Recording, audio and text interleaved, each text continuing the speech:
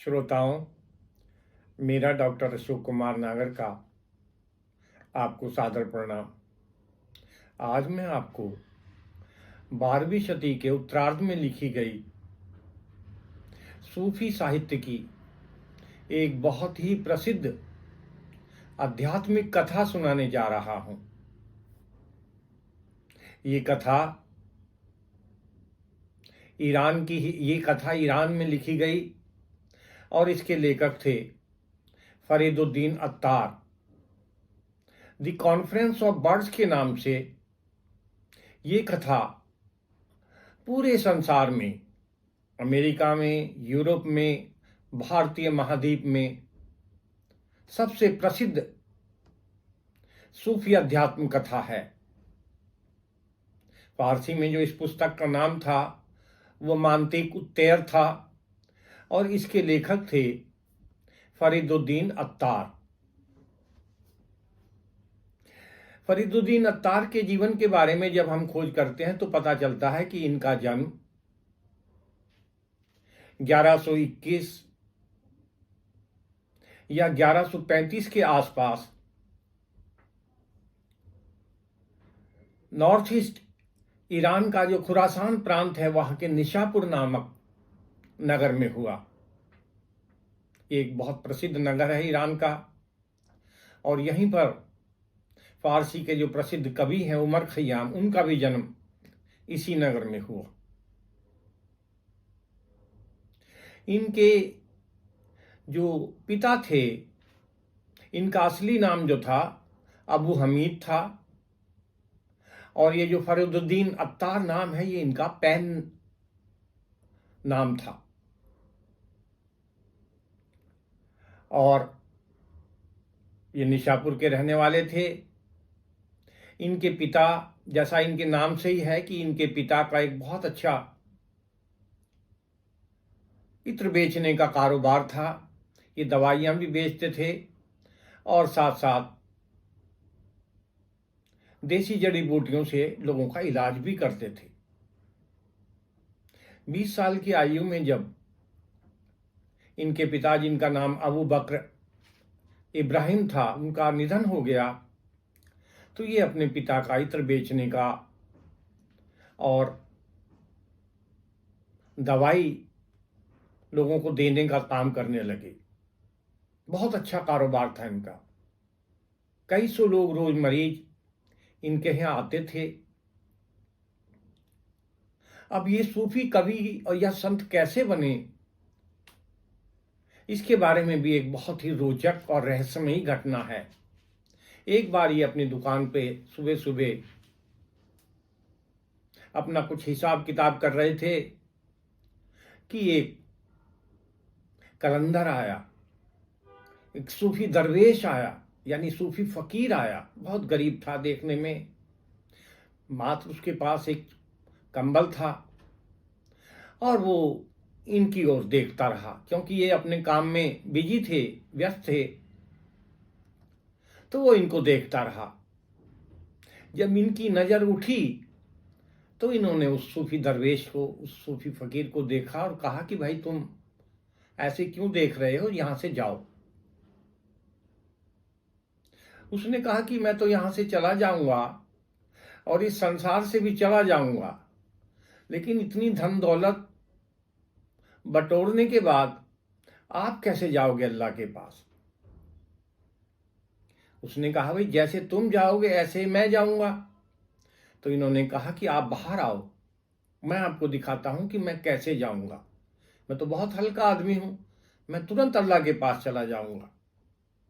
इतना कहकर उसने कंबल अपनी जमीन के पर रख दिया और एक कुरान का कलमा पढ़ा, लेट गया।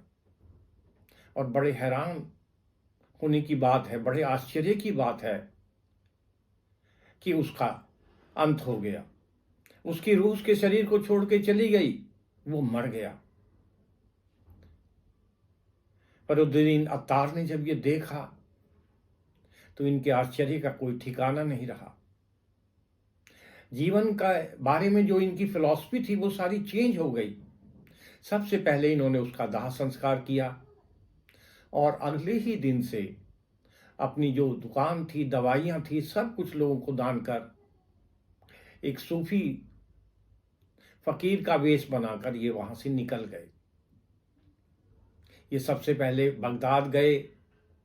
वहाँ पे इन्होंने बड़े बड़े जो सूफी संत थे उनसे सूफी मत के बारे में ज्ञान प्राप्त किया। उसके बाद ये मक्का गए, उसके बाद ये सीरिया गए, उसके बाद तुर्किस्तान गए, और ऐसा कहा जाता है कि ये भारत भी आए। लगभग 35 साल तक ये विभिन्न जो सूफी समुदाय के बड़े बड़े संत थे, फकीर थे, उनकी दरगाहों में जाके वहाँ से ज्ञान प्राप्त करते रहे और घूमते रहे। और बाद में लौट के ये फिर निशापुर पहुंच गए। निशापुर में ये किताबें लिखने लगे। कितनी किताबें लिखी इसके बारे में सही जानकारी नहीं है। कुछ लोग कहते हैं कि इन्होंने लगभग 50 पुस्तकें लिखी, कुछ लोग तो कहते हैं कि 114 किताबें लिखी, और 1221 में इनकी आयु लगभग 100 वर्ष के आसपास थी तो मंगोलों का हमला हुआ निशापुर में, और कहते हैं कि वहां तातार सैनिकों ने इनको मार दिया। इनकी मौत के बारे में भी एक बहुत ही प्रसिद्ध किंवदंती है कि जब तातार सैनिकों ने इनको पकड़ लिया तो एक धनी व्यक्ति ने कहा उन सैनिकों से कि मैं आपको 10,000 दिनार दूंगा, सोने की अशर्फियां दूंगा, आप इनको छोड़ दीजिए, ये तो सूफी फकीर है। तो फरीदुद्दीन अत्तार ने कहा कि इस व्यक्ति ने मेरा बहुत कम मूल्य लगाया है।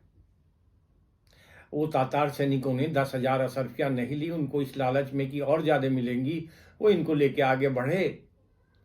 एक व्यक्ति जा रहा था, उसके सिर के ऊपर घास थी, घास खोद के लाया था कहीं से। उसने कहा कि भाई तुम इनको छोड़ दो, ये तो फकीर हैं, और मेरी ये घास ले लो तुम। फरीदुद्दीन अत्तार ने कहा कि इस व्यक्ति ने मेरी सही कीमत लगाई है, लेकिन तातारी सैनिक जो थे वो बहुत गुस्से में आ गए और उन्होंने कहते हैं कि इनकी हत्या कर दी। जिस पुस्तक के बारे में मैं आपको आज कथा सुनाने जा रहा हूं, इस पुस्तक का फारसी में नाम है मांतिक उत्तेर, और ये the conference of the birds के नाम से, यानी पक्षियों की सभा के नाम से पूरी दुनिया में सबसे प्रसिद्ध आध्यात्मिक कथा है। बहुत बड़ी कथा है, लगभग 4,500 लाइन्स हैं इसमें, और दुनिया की हर एक भाषाओं में, विशेष रूप से अमेरिका में, यूरोप में, भारत में इसका सभी भाषाओं में अनुवाद हुआ है। पक्षियों के माध्यम से फरीदुद्दीन अत्तार ने मनुष्य की जो आध्यात्मिक यात्रा है, परमेश्वर तक पहुंचने की, अल्लाह तक पहुंचने की जो उसकी यात्रा है, उसका बहुत ही रोचक वर्णन किया है। और द कॉन्फ्रेंस ऑफ बर्ड्स में पक्षियों की एक बहुत बड़ी सभा होती है, और उसके माध्यम से इन्होंने, वो एक प्रतीक है, उसके माध्यम से इन्होंने बताया है कि जो हमारी स्पिरिचुअल जर्नी है, परमात्मा तक पहुंचने की यात्रा है, वो इन पक्षियों ने कैसे पूरी की। अब मैं आपको मुख्य कथा सुनाने जा रहा हूं, द कॉन्फ्रेंस ऑफ बर्ड्स, यानी पक्षियों की सभा। आप ध्यान से सुनेंगे तो ये बहुत ही रोचक और बहुत ही शिक्षाप्रद कथा है। एक बार पक्षियों की एक बहुत बड़ी सभा हुई, लाखों पक्षी इसमें आए। वे पक्षी जिनके बारे में मनुष्य को जानकारी है, और बहुत सारे ऐसे पक्षी जिनके बारे में मनुष्य को जानकारी नहीं है, देश देशांतरों से इकट्ठे हुए। और जो मेन उद्देश्य था उनके इकट्ठे होने का, वो ये था कि सबका मानना था पक्षियों का कि भाई हमारा कोई राजा नहीं है। सृष्टि के आदिकाल से जितने भी देश हैं उन सब का कोई ना कोई राजा है, लेकिन जो पक्षियों की किंगडम है, पक्षियों का साम्राज्य है, हमारा कोई राजा नहीं है। बिना राजा के ना तो कोई हमें गाइड कर सकता है, ना कोई हमारी रक्षा कर सकता है, और ना ही कोई हमारा अच्छा संगठन बन सकता है। इसलिए हमारा भी राजा होना चाहिए। ये सभी पक्षियों की मांग थी। इस बात को सुनकर एक जो बहुत बड़ा डिवाइन बर्ड्स है, यानी आध्यात्मिक पक्षी है, अंग्रेजी में जिसको हुपी बोलते हैं और हिंदी में हुदहुद, फारसी और हिंदी में हुदहुद बोलते हैं, वो आगे आया, बीच में आया। उसने कहा कि भाई मैं जो हूं, ये जो संसार है, सृष्टि की रचना है, मैं इसके रहस्य जानता हूं। मैं परमात्मा के रहस्य जानता हूं। और किंग सोलोमन जो हुए हैं, मैं उनका विशेष दूत रहा हूं। उनकी चिट्ठियां लेके क्वीन ऑफ शेबा के पास मैं कई बार गया हूं। किंग सोलोमन, जिनको इस्लाम में हजरत सुलेमान भी कहते हैं, प्रॉफेट सुलेमान, मैंने उनके साथ बहुत बड़ी बड़ी लंबी यात्राएं की हैं। समुद्री यात्राएं, घाटियों की यात्राएं, रेगिस्तान की यात्राएं। और मुझे परमात्मा के बारे में, इस सृष्टि की रचना के बारे में बहुत जानकारी है। मेरी छाती पे भी एक पवित्र चिन्ह बना हुआ है और मेरी चोंच के ऊपर जो है बिस्मिल्लाह जो है वो लिखा हुआ है। ये जो मेरे सिर पर मुकुट देख रहे हैं, ये मुझे किंग सोलोमन ने दिया था। और मैंने बहुत सारी जो प्रलय हैं वो अपनी आंखों से देखी है। प्रलय के समय में आसमान में उड़ता ही रहा, कहीं भी मुझे सूखी जमीन नहीं मिली। मैं आपकी इस बात से बिल्कुल सहमत हूं कि पक्षियों का राजा होना चाहिए।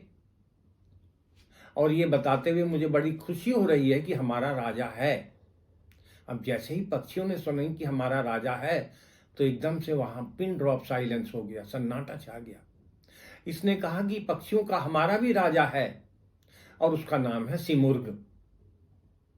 और वो जो काफ पर्वत है, काफ माउंटेन है, जिसने सारी दुनिया को चारों तरफ से घेर रखा है, वो उसके पीछे रहता है। बहुत दिव्य है, तेजस्वी है, राजाओं का राजा है। वो हमारे से बहुत नजदीक है, लेकिन हम उससे बहुत दूर हैं। और हमें उस तक जाना चाहिए। मैं अकेला नहीं जा सकता, इसलिए मैं चाहूंगा कि हम सब लोगों को मिलके अपने राजा सिमुर्ग के पास जाना चाहिए और उसके दर्शन करने चाहिए। ये सुनते ही पक्षियों में खुशी की लहर दौड़ गई। जो पक्षी थे, पंख फड़फड़ाने लगे, चिल्लाने लगे कि हमें जाना चाहिए अपने राजा के पास, हमें अपने राजा के पास जाना चाहिए। बहुत खुश हुए। इसने कहा कि राजा का जो रास्ता है बड़ा दुर्गम है, राजा यहां से बहुत दूर है, बड़ा दुर्गम रास्ता है, अनेक घाटियां हैं, समुद्र हैं, गहरे समुद्र हैं, और वहां तक पहुंचने के लिए शेर का दिल चाहिए। हमारे राजा सिमुर्ग तक पहुंचने के लिए शेर का दिल चाहिए, तभी आप वहां तक पहुंच सकते हैं। आपको बहुत साल लगेंगे। 1-2 साल नहीं, बहुत साल लगेंगे और हो सकता है कि आप वहां से लौट के भी ना आए। इसलिए ये सोच लीजिए। अब इस बात को सुन के जो है पक्षियों में सन्नाटा छा गया। बहुत सारे पक्षी जो हैं एक एक करके बहाना बनाने लगे न जाने के लिए। सबसे पहले बुलबुल आई, नाइटिंगेल। उसने एक बहुत प्रेम भरा गीत सुनाया। पक्षियों में एकदम बिल्कुल सन्नाटा छा गया।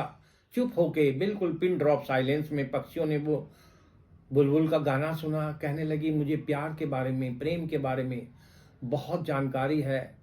मैं प्रेम के हर तरह के गीत, संयोग के और विरह के सब तरह के गीत आपको सुना के आपका दिल जीतती रहती हूँ। ये जो बांसुरी में मधुर आवाज़ है वो मेरी ही आवाज़ है। प्रेम के बारे में मेरे से ज़्यादा जानकारी किसको है। कहने लगी, मैं गुलाब से प्यार करती हूँ। गुलाब के बिना मैं एक दिन भी नहीं रह सकती। और ये जो गुलाब की 100 पंखुड़ियाँ खिलती हैं, ये मेरे ही लिए खिलती हैं। इसकी कलियों से, इसकी पंखुड़ियों से, इसके रंग से मुझे बड़ी मोहब्बत है और मैं गुलाब के बिना एक दिन भी नहीं रह सकती। इसलिए मेरे लिए इस कठिन यात्रा में जाना बहुत मुश्किल है। खूपी उसको कहता है कि हे बुलबुल, तुम्हारा ये जो गुलाब के प्रति प्रेम है ये सुपरफिशियल है, ये केवल बाहरी दिखावटी है। गुलाब तुम्हारे से प्रेम नहीं करता है, तुम गुलाब से प्रेम करती हो। और गुलाब जो है मौसम बहार में खिलता है, उसके बाद मुरझा जाता है। ये कांटों से भरा हुआ है। आपको ये गलत फहमी है कि गुलाब आपसे प्रेम करता है।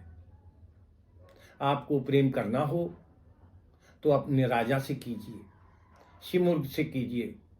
वो एक छोटी सी कथा सुनाता है कि एक राजा की पुत्री थी, राजकुमारी, बहुत सुंदर थी, बहुत सुंदर थी। एक बार वो अपने दरवाजे पर खड़ी हुई थी तो एक गुलाम वहां से गुजर रहा था। उसके हाथ में आधी रोटी थी। जैसे ही गुलाम ने इस खूबसूरत राजा की लड़की को देखा, राजकुमारी को, उसके हाथ से रोटी जमीन पे गिर गई। वो इसको देखकर मंत्रमुग्ध हो गया, पागल हो गया। ये देखकर जो है ये राजकुमारी जो है हल्की सी मुस्कुराई और वहां से चली गई। अब ये जो गुलाम था ये इस राजकुमारी के प्रेम में पागल हो गया। दिन रात उसके दरवाजे पर बैठा रहता, इंतजार करता रहता कि कब राजकुमारी आएगी और मुझे राजकुमारी के दर्शन होंगे। धीरे धीरे 7 साल निकल गए। जब राजा के सैनिकों को पता चला तो उन्होंने इसको मारने का निश्चय किया। राजकुमारी को पता चला, वो दौड़ी दौड़ी आई और उसने कहा इस गुलाम से कि तुम यहाँ से चले जाओ, नहीं हमारे सैनिक आपको मार देंगे। इसने कहा कि मेरी मौत तो उसी दिन हो गई थी जिस दिन मैंने आपको देखा था। अब मुझे अपनी मौत से डर नहीं। लेकिन जाने से पहले मुझे एक चीज बता दो कि आप मेरे ऊपर क्यों मुस्कुराई थी। उसने कहा कि मैं आपके ऊपर नहीं बल्कि आपकी मूर्खता के ऊपर हंसी थी। आपका और मेरा कैसे प्रेम हो सकता है? आपने अपनी रोटी भी गिरा दी, तो मैं आपकी मूर्खता पे हंसी थी, आप पर नहीं हंसी थी। आपको ये गलतफहमी है कि मैं आपसे प्रेम करती हूं। और ऐसा कह के वो चली गई। तो हुपी कहता है, हुदहुद कहता है कि हे बुलबुल, गुलाब तुम्हें प्यार नहीं करता। तुम्हें यदि प्यार करना है तो अपने राजा से करो, जो सच्चा प्रेम है। बुलबुल जाने के लिए तैयार हो जाती है। इसके बाद मोर आता है।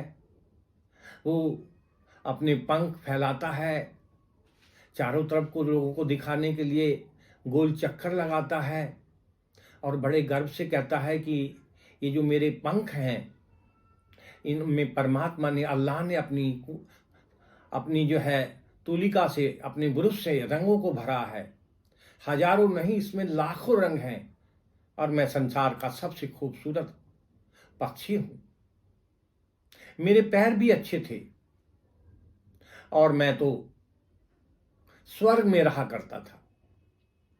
और मेरे अंदर तो अब वापिस कोई, मैं उस दिन की तलाश में हूं जब कोई व्यक्ति आएगा और मुझे उस स्वर्ग का रास्ता दिखाएगा जहां मैं पहले रहा करता था। श्रोताओं, ऐसा कहा जाता है कि ये जो मोर है ये ईडन गार्डन में रहता था। जो परमात्मा ने एक स्वर्ग में बाग बगीचा बनाया था, ये वहां रहता था आदम और हवा के साथ। बड़े आराम से वहां ये स्वर्ग के बाग में ये रहता था। इसकी सांप से दोस्ती थी। एक दिन ये उस बाग के दरवाजे पर आया तो देखता है कि वहां पर एक शैतान है जो 300 साल से इस स्वर्ग के बगीचे में घुसने के लिए वहां बैठा हुआ था। उसने मोर से कहा कि भाई तुम मुझे किसी तरह इस स्वर्ग के बगीचे में एक बार अंदर घुसा दो, मैं जाना चाहता हूं। इसने कहा कि भाई मेरे अंदर इतनी ताकत नहीं है कि मैं तुम्हें अपने ऊपर बैठा कर ले चलूं। हाँ, मेरा एक मित्र है सांप, मैं उससे बोलता हूं, हो सकता है वो इस बारे में कुछ आपकी मदद करे। उसने सांप से कहा। सांप आया और अपने मुंह में बैठाकर इस शैतान को जो है इस बगीचे के अंदर, स्वर्ग के बगीचे के अंदर, जहां परमात्मा ने जो सबसे पहले अल्लाह ने बनाए थे, आदम और हव्वा रहते थे, वहां इसको ले जाता है।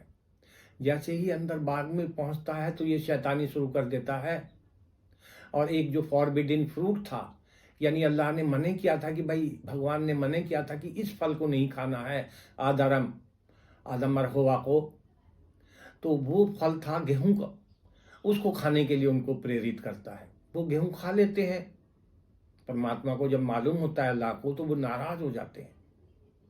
वो आदम और हवा को जो है जमीन पे भेज देते हैं, वहां से निकाल देते हैं। सांप के मुंह में जहर डालते हैं, उसको भी वहां से निकाल देते हैं।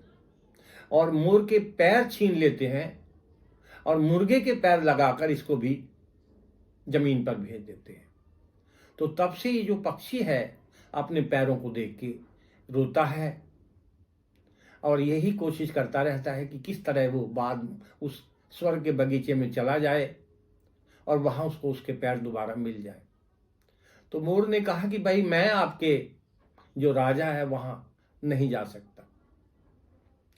मोर खूबी उसको समझाता है कि तुम्हारा जो ये पैराडाइज है, जो स्वर्ग है, ये तो समुद्र की एक बूंद के समान है। हमारा जो शिमुर्ग राजा है, उसका जो राज्य है वो एक समुद्र के समान है। वो इतना बड़ा स्वर्ग है जैसा समुद्र है। आप उस एक बूंद वाले छोटे से बाग में जाने का जो अपना मोह है उसको छोड़ दीजिए और आप हमारे राजा के बाग में चलिए। तब आपको पता चलेगा कि राजा का जो बाग है वो स्वर्ग के बाग से भी कितना बड़ा है। मोर तैयार हो जाता है। उसके बाद तोता आता है।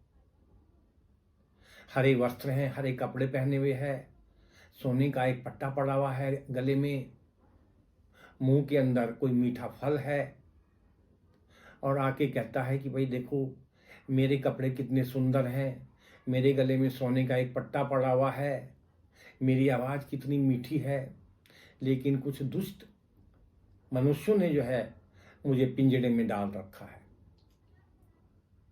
ये जो जमीन का हरा रंग है ये मेरी वजह से ही है और मैं इस पिंजड़े से निकलना चाहता हूं और आबे हयात पीना चाहता हूं। आबे हयात का मतलब है वाटर ऑफ इमॉर्टलिटी, यानी अमृत जल पीना चाहता हूं। ऐसा पानी पीना चाहता हूं जिसे पीकर जो है इंसान या पक्षी जो है अमर हो जाते हैं। तो मैं आबे हयात पीना चाहता हूं जिसको खिजर ने पिया था। इस्लामिक माइथोलॉजी में एक कथा है कि एक प्रॉफिट हुए हैं जिनका नाम है खिज्र, अल खादिर के नाम से भी प्रसिद्ध हैं, वो असली नाम अल खादिर था। तो एक तारे ने इनको एक ऐसा झरना बताया था जो आबे हयात था, जिसके पानी पीने से लोग अमर हो जाते थे।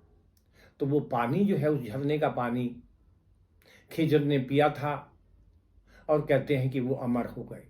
वो आज भी अमर है इस्लामिक मान्यताओं के अनुसार, और ज़रूरतमंद लोगों की जो है वो मदद करते हैं। तो तोता कहता है कि मैं भी वही पानी पी के अमर होना चाहता हूँ। हुपी कहता है कि भाई ये तुम्हारी दकियानूसी है, अंधविश्वास है, कोई ऐसा पानी नहीं मिलेगा तुम्हें जिसे पी के तुम अमर हो जाओगे। अमर तो तभी हो सकते हो तुम, तब अपने राजा की शरण में जाओ। अपने राजा की शरण में जाओगे, वहां पहुंच के आप अमर हो जाओगे। तो तभी चलने के लिए तैयार हो जाता है। इसके बाद तीतर आता है। वो कहता है कि मैं तो चट्टानों में जो है, जो रंगीन पत्थर है, उनका मुझे शौक है, उनके प्रेम में मैं गिरफ्तार हूं, उन्हीं को खोजता रहता हूं। मुझे उन मोतियों से बड़ा लगाव है। उन मोतियों के खाने से हालांकि मेरा दिल भी जख्मी हो गया है, मेरी चोंच भी लाल हो गई है, मेरे पंजे भी लाल हो गए हैं, लेकिन मैं अपना जो ये रंगीन पत्थर हैं, मोती हैं पत्थरों के, इन का मोह नहीं छोड़ सकता। मैं नहीं जाऊंगा आपके साथ अपने राजा को ढूंढने। हुपी कहता है कि ये जो आप मोती बता रहे हो, यदि इसमें रंग ना हो तो ये तो पत्थर हैं। असली यदि मोती आपको देखने हैं तो आपको अपने राजा के पास जाना चाहिए, वहां आपको असली मोती मिलेंगे। आप ये छोड़ दीजिए मोह, इससे तो आपका पूरा दिल जख्मी हो गया है, आपकी चोंच लाल हो गई है खून की वजह से, पंजे लाल हो गए हैं। आप ये इन पत्थरों का, रंगीन पत्थरों का मोह छोड़ दीजिए। इसके बाद बाज आता है, बड़ी शान से कहता है कि मैं तो राजाओं के, महाराजाओं के दरबार में रहता हूं। वो लोग मुझे अपने सिंहासन के पास आसन देते हैं, कभी अपने कंधे पे बैठालते हैं, कभी अपने भुजाओं पर रखते हैं, और राजा के साथ मैं शिकार पे जाता हूँ, राजाओं के लिए मैं शिकार करता हूँ। तो मुझे इतना अच्छा, मैं राजाओं का साथ छोड़कर रेगिस्तानों में और वीरान घाटियों में मैं राजा को ढूंढने जाऊं, ये मुझे ठीक नहीं लगता। मुझे तो यहीं पत्थरों में ये रंगीन पत्थर ढूंढना अच्छा लगता है। ये बाज मतलब मुझे राजाओं का साथ जो है अच्छा लगता है, ये बाज कहता है। वो कहता है कि तुम्हारे जो राजा हैं ये तो बहुत छोटे राजा हैं, लेकिन जो इन राजाओं का भी राजा है, सबसे बड़ा राजा है, वो हमारा राजा शिमुर्ग है। आपको उससे प्यार करना चाहिए, उससे मोहब्बत करनी चाहिए, उसके पास जाना चाहिए। ये तो राजा बदलते रहते हैं। इन राजाओं का, छोटे मोटे राजाओं का मोह जो है आप छोड़ दीजिए। वो भी तैयार हो जाता है। और भी बहुत सारे पक्षी आते हैं, लेकिन ये जो विद्वान पक्षी है हुदहुद, हुपी, ये सबको जो है मना लेता है चलने के लिए। सारे पक्षी अंत में कहते हैं कि एक हमारा अगुवा होना चाहिए, हमारा एक गाइड होना चाहिए, जो इतनी लंबी यात्रा में हमें रास्ता दिखाए। और सभी लोग हुदहुद से कहते हैं, हुपी से कहते हैं कि वो उनका गाइड बन जाए, उनका अगुवा बन जाए।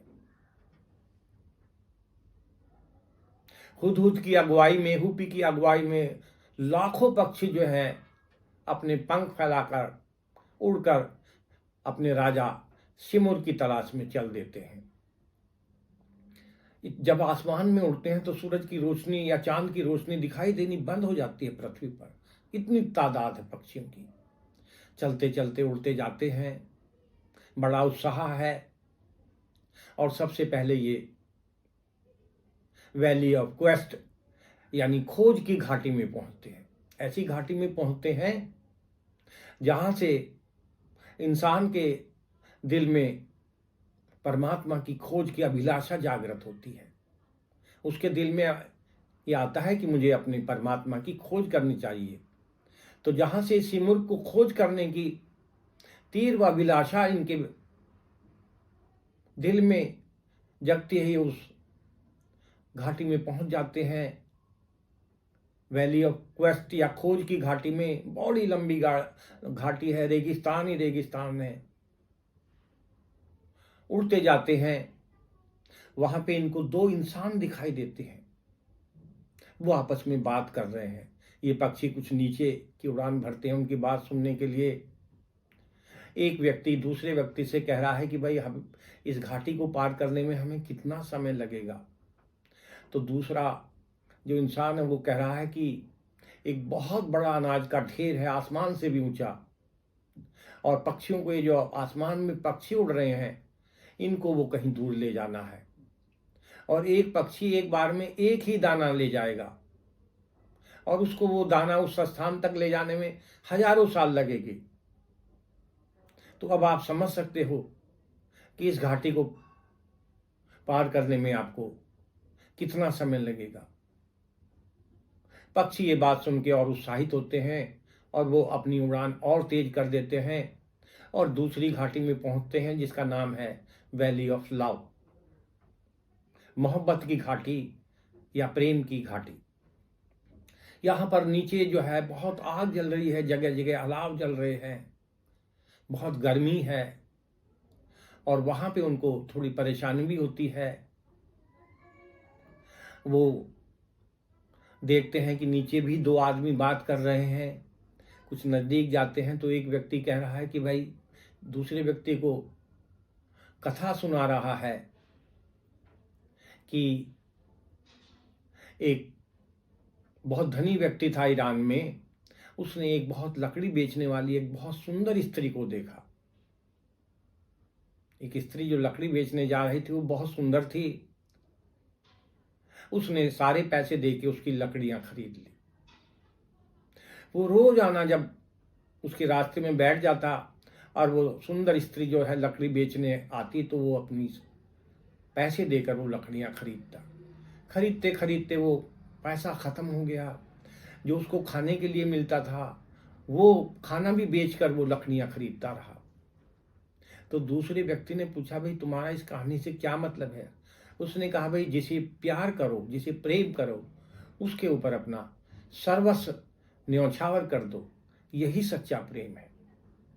ये सुनकर परिंदे और उत्साहित हुए और अपने सिमुर को प्रेम करते हुए आगे बढ़े और वो तीसरी घाटी में पहुंचे जिसका नाम था वैली ऑफ अंडरस्टैंडिंग यानी नॉलेज की घाटी।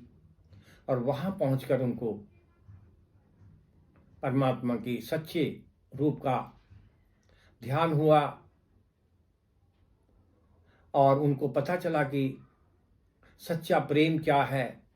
और बहुत सारी उनको ऐसी जानकारियां, जो यहाँ की जानकारियां थी, वो सब समाप्त हो गई। उनको नई नई जानकारियां मिली परमात्मा के बारे में, सिमुर के बारे में। जो उन्होंने जितनी ज्ञान उन्होंने यहाँ पृथ्वी पर प्राप्त किया था वो सब समाप्त हो गया। उनको नया ज्ञान मिला। आगे बढ़ते चले गए। उसके बाद वो वैली ऑफ डिटैचमेंट यानी जहाँ से मनुष्य अपनी सारी जो भौतिक सुविधाएं हैं, काम क्रोध लोभ मोह जिसको बोलते हैं माया है, इस सब को छोड़ देता है, ऐसी घाटी मिली।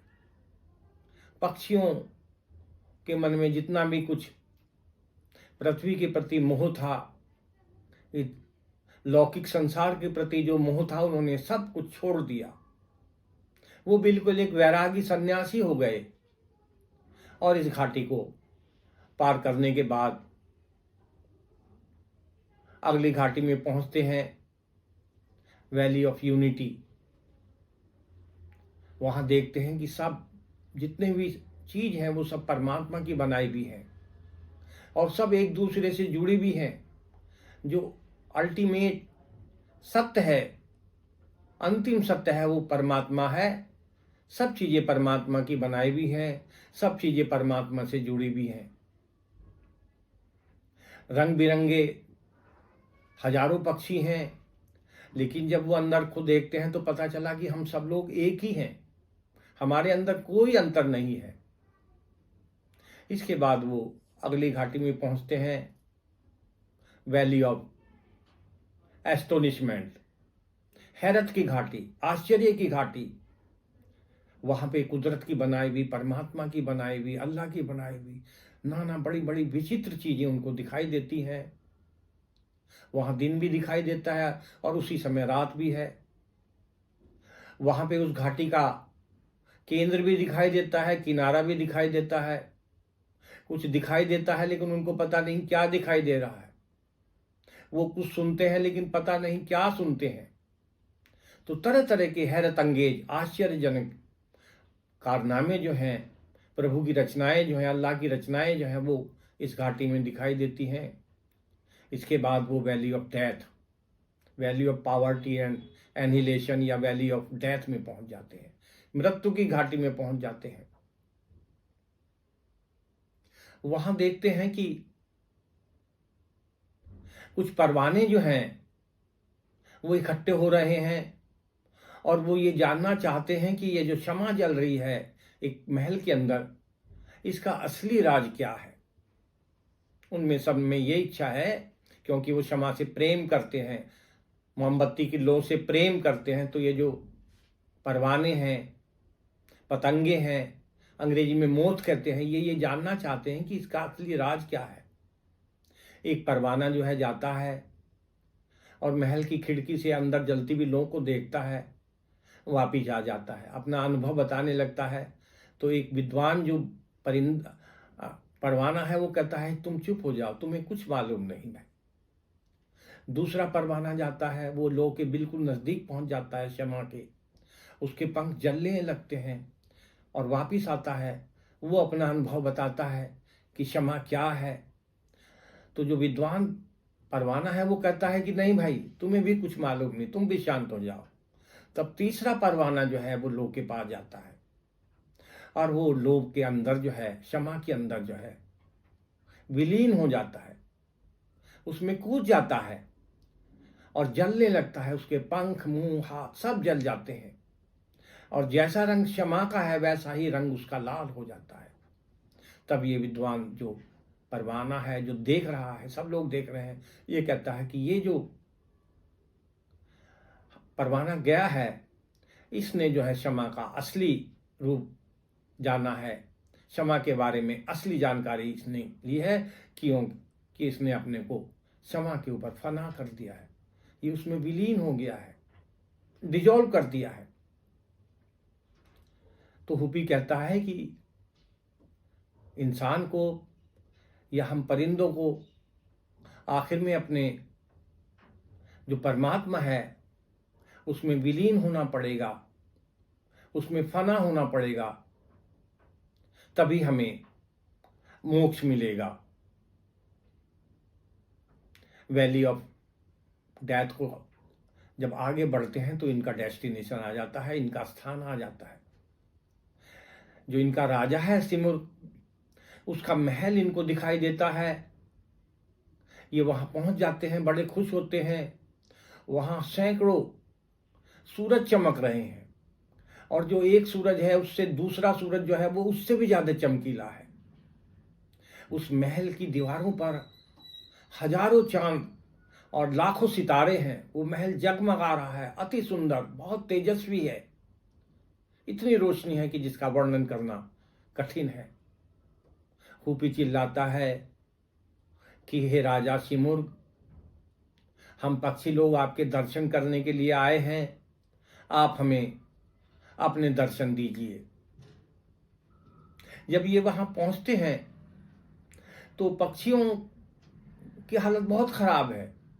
बहुत सारे पक्षी रास्ते में मर जाते हैं, कुछ गहरे समुद्र में डूब जाते हैं, कुछ सूरज की गर्मी से मर जाते हैं, कुछ भूख से मर जाते हैं, कोई रेगिस्तान में प्यास से मर जाते हैं, कुछ आपस में अनाज के दानों के ऊपर लड़के मर जाते हैं, और कुछ इतने थक जाते हैं कि जमीन पर गिर जाते हैं, आगे नहीं जा पाते।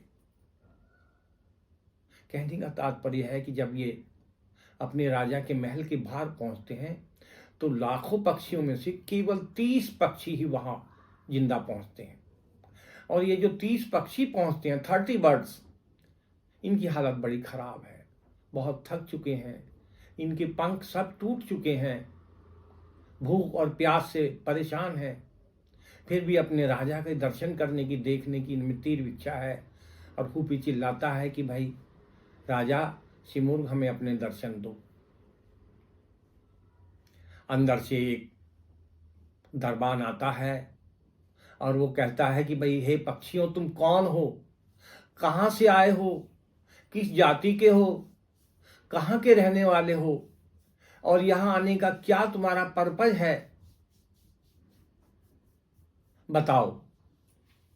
तो ये कहते हैं कि भाई हम पक्षी हैं और अपने राजा के दर्शन करने के लिए आए हैं, और हमने 7 घाटियाँ जो हैं वो पार की हैं, और अब हम चाहते हैं कि हमें हमारा जो राजा है वो दर्शन दे। तो वो कहता है कि ये बेकार पक्षियों, तुम यहाँ से चले जाओ।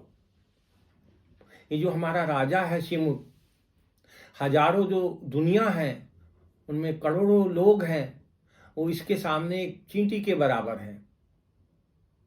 इसको आपकी परवाह नहीं है, आप किसी काम के नहीं हो, आप वापस चले जाओ उसी रास्ते से, जिस रास्ते से आए हो उसी रास्ते से वापस चले जाओ।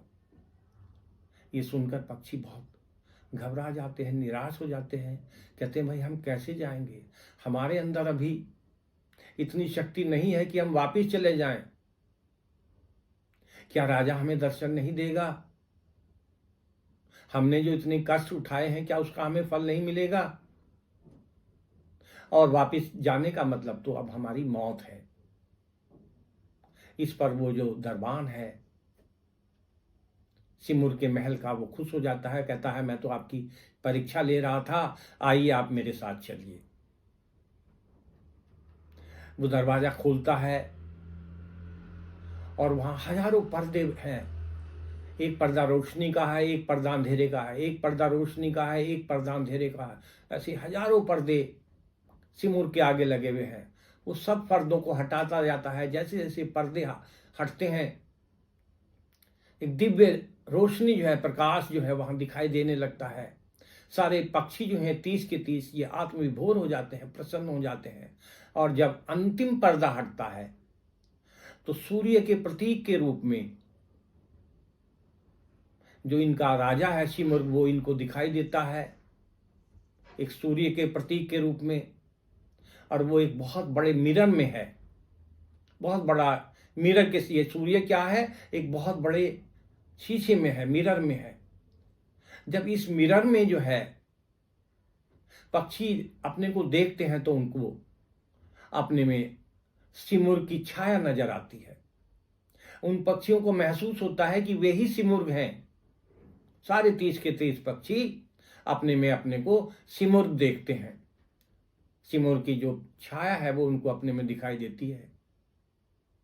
बड़े खुश होते हैं, आश्चर्य भी होता है कि कभी वो अपने को देखते हैं और कभी सामने जो सिमुर खड़ा है उसको देखते हैं। और बिना आवाज किए वो सिमुर से पूछते हैं कि सिमुर, हमें इसका रहस्य बताओ कि हमारे और आपके बीच में कोई अंतर नहीं है, ऐसा क्यों है? सिमुर कहता है कि तुम मेरे ही रूप हो, मैं हर पक्षी में हूं। आप 30 पक्षी आए हैं तो आपको 30 छाया दिखाई दे रही हैं।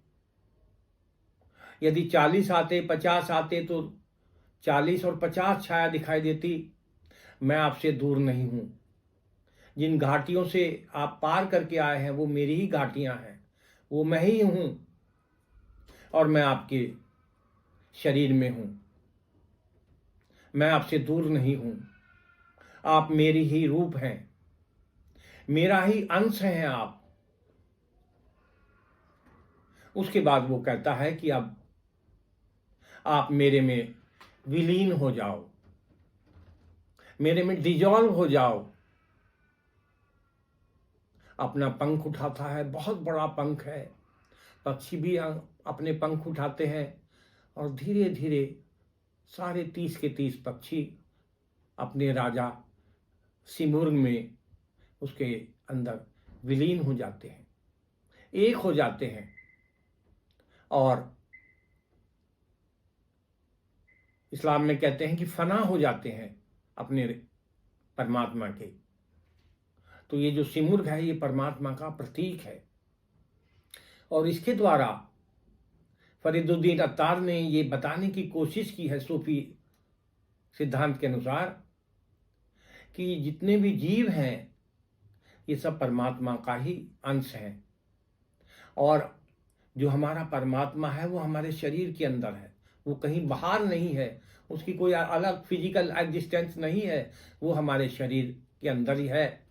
बस हमें सेल्फ रियलाइजेशन, आत्मबोध के लिए जो है इन सारी घाटियों को पार करना पड़ता है, साधना करनी पड़ती है। श्रोताओं, यदि हम देखें जो हिंदू माइथोलॉजी है उसमें भी आत्मा और परमात्मा का मिलन है, जो मोक्ष है।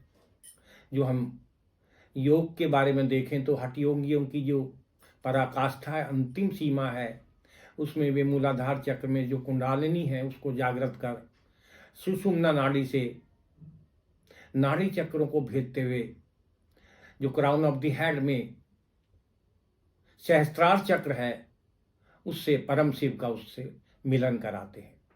तो योग भी क्या है? आत्मा और परमात्मा का मिलन है, जिसको पक्षियों की यात्रा के रूप में फरीदुद्दीन अत्तार जी ने बहुत ही रोचक तरीके से सुनाया है। इस कहानी के अंदर बहुत छोटी छोटी कहानियां हैं। अब मैं अपनी इस कहानी को यहीं विराम देता हूं। आपका धन्यवाद।